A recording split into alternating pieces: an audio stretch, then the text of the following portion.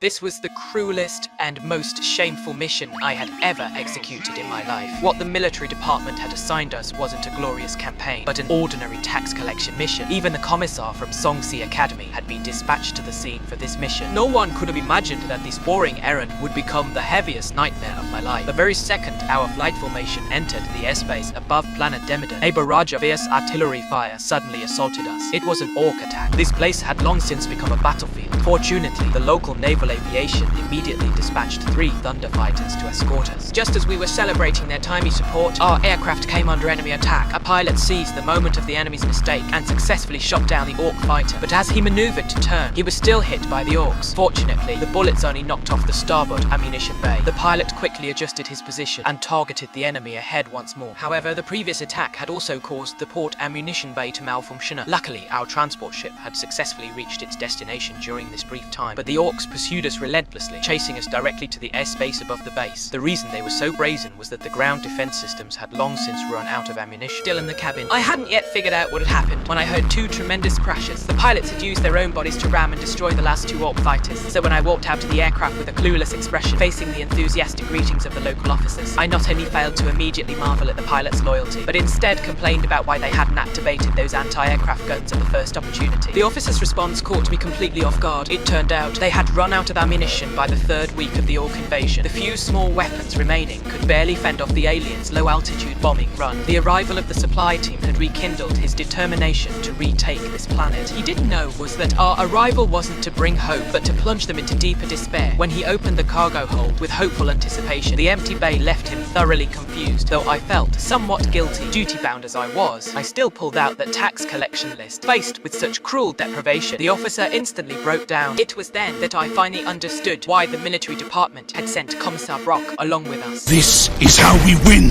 You cannot believe that. You believe. What does that matter? This is about duty.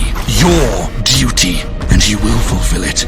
Unless at the end of this life you would meet the Emperor, a traitor. With just a few words, the officer who had been fiercely resistant moments ago immediately compromised. He knew he had no choice at all. Obeying orders and surrendering the ammunition was his only option. Soon, the base's remaining ammunition was brought to the site just as the soldiers were silently moving. The ammunition Brock made his choice. He pulled out his bolt pistol, removed his only magazine, and tossed it into my arms. I was utterly bewildered, but he calmly stated that although he couldn't defy the Empire's orders, he could choose to stay and fight to the death alongside the people of this planet. I tried to provoke him by calling him a traitor, but unexpectedly he smiled and said, Trying to shame me into leaving.